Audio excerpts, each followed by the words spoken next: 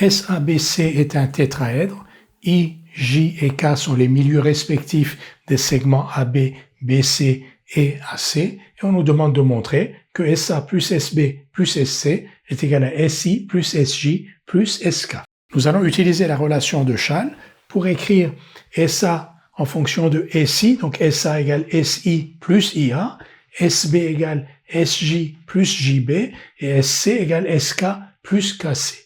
De cette manière, on va faire apparaître dans la somme SA plus SB plus SC la somme SI plus SJ plus SK. En effet, si SA est égal à SI plus IA, SB est égal à SJ plus JB et SC égale SK plus KC, alors SA plus SB plus SC est égal à SI plus SJ plus SK plus IA plus JB plus KC. Et il nous reste à montrer que cette somme de vecteurs ici, IA plus JB plus KC est égal au vecteur nul. Et si on arrive à montrer que IA plus JB plus KC est égal au vecteur nul, alors on aura montré que SA plus SB plus SC égale SI plus SJ plus SK. Comment on va montrer que IA plus JB plus KC est égal au vecteur nul? On va utiliser le fait que I, J et K sont les milieux respectifs de AB, BC et AC.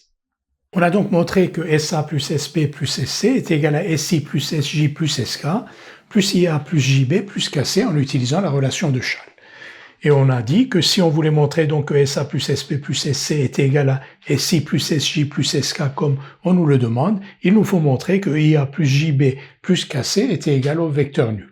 Alors on va utiliser le fait que I, J et K sont les milieux des segments AB, BC et CA. Donc d'abord IA, I est le milieu du segment AB, donc IA égale 1 demi de BA. IA égale 1 demi de BA. Il faut faire attention aux signes, donc IA est égal à 1 demi de BA parce que IA et BA ont le même sens. En revanche, IA égale moins 1 demi de AB.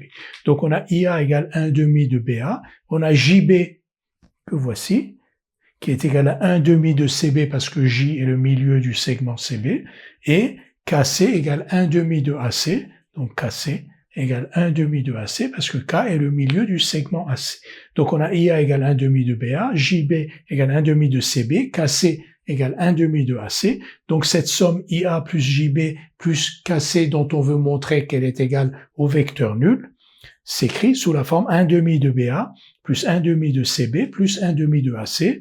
On peut mettre 1 demi en facteur, 1 demi facteur de BA plus AC plus CB, BA plus AC c'est BC, c'est la relation de Schall, et BC plus CB, c'est BB, c'est-à-dire le vecteur nul, toujours avec la relation de Schall.